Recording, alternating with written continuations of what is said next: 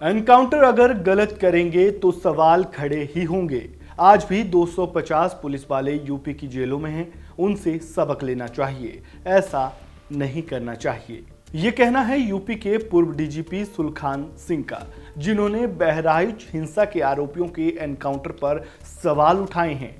पूर्व डीजीपी ने क्या कुछ कहा और यूपी पुलिस का इस एनकाउंटर पर क्या कहना है, चलिए जानते हैं। नमस्कार, वन इंडिया हिंदी में आपका स्वागत है। मैं हूं राजेश शर्मा।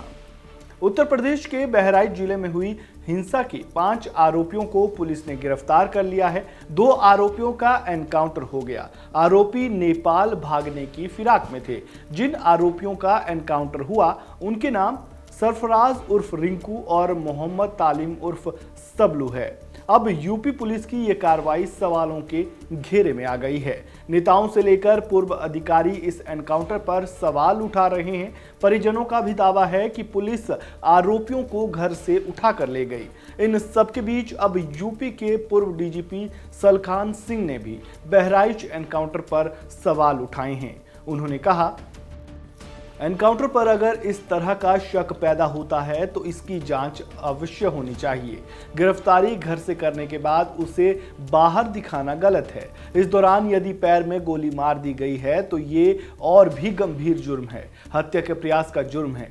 सवाल उठ रहे हो तो जांच सीआईडी से कराई जानी चाहिए। पुलिस बहुत दबाव में काम कर रही है, जिसकी वजह से वह निष्पक्ष कार्रवाई नहीं कर पा रही है। अगर पुलिस कार्रवाई करती है तो सस्पेंड हो जाती है और अगर कार्रवाई नहीं करती है तो बहराइच जैसे कांड हो जाते हैं। तो पुलिसिंग के लिए अजीब सा माहौल हो गया है। इस पर सरकार को गंभीरता से सोचना चाहिए। वहीं बहराइच हिंसा के आरोपियों के एनकाउंटर पर यूपी पुलिस ने क्या कहा, वो सुनिए। सरफराज उर्फ रिंकू और मोहम्मद तालिम उर्फ सबलू, इनकी निशानदेही पे जब पुलिस की टीम नानपारा क्षेत्र में मर्डर वेपन की रिकवरी के लिए गई तो वहां पे इन्होंने मर्डर वेपन को लोडेड हालत में रखा हुआ था, जिसको लेकर पुलिस पर फायर किया गया। पुलिस ने अपनी आत्मरक्षा में जवाबी फायरिंग की, जिसमें इन दोनों को गोली लगी है।